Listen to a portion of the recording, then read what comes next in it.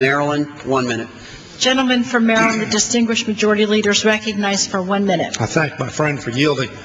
I want to congratulate George Miller to start out with. As the chairman of the Education and Labor Committee, George Miller has been, throughout my career, all 26 years that I've been here, he and I have served together. He has been one of the most courageous, emphatic, and faithful speakers on behalf of working Americans that we have in this House. I want to thank my friend Rob Andrews, who has been an indefatigable advocate of making sure that working Americans had opportunities in our country. Mr. Speaker, this bipartisan legislation, the Employee Free Choice Act, is simply about establishing fairness in the workplace and providing America's workers with a free choice to bargain for better wages, benefits, and worker conditions. I think that's absolutely essential if we are going to stop this growing disparity between the very wealthy and the haves and the increasingly have-nots. America is a great and strong country because of its middle class. That is shrinking. That is a challenge to our country. This is an effort to address that. The fact of the matter is the current system for forming labor unions is badly broken and undemocratic. Far too often, employers intimidate, harass, coerce, or even fire workers who support a union. To address this blatant unfairness, this legislation simply allows workers to form a union if a majority signs cards saying they want a union.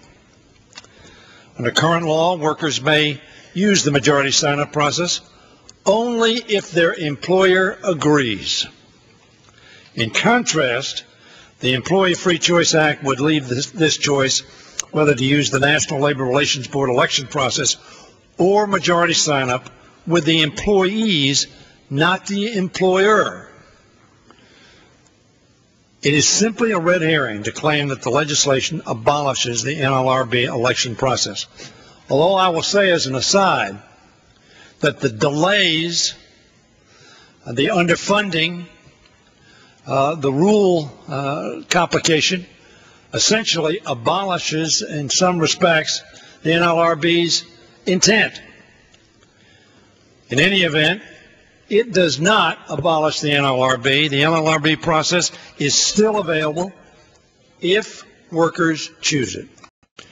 We all know what's really going on here today. It's no secret. The administration and many of the Republican Party have a long-standing, deep-seated animosity toward the organized labor movement, despite the fact that working men and women are the backbone of our economy and have built this country into what it is today. I am a strong proponent of the free market system. I'm a strong proponent of business and those who grow businesses and create jobs. I say all over this country, the Democratic Party is the party of workers. If we're going to be the party of workers, we have to be the party of employers. But we need to make sure there's a balance.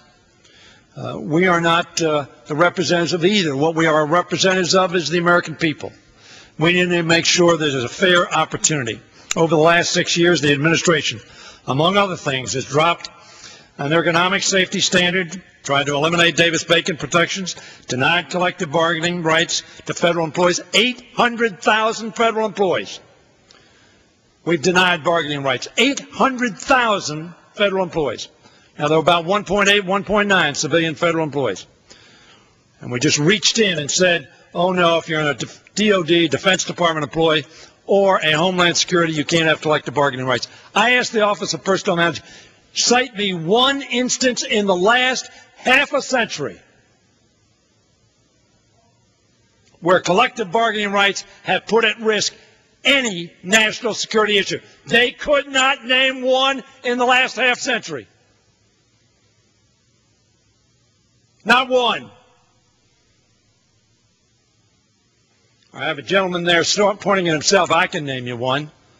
Well, this administration's Office of Personnel Management could not.